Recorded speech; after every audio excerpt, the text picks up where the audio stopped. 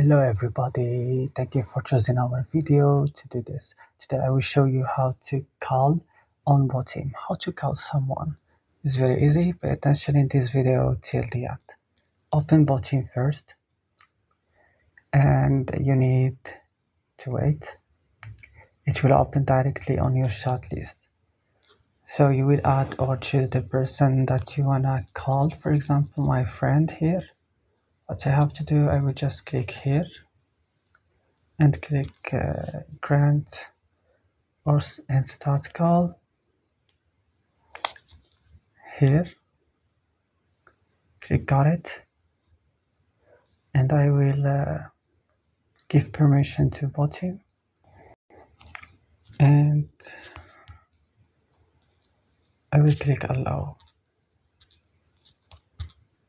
I will enable this option and I will back,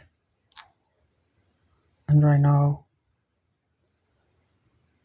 I will back to the chat page and I will click call, and that's it guys, I call.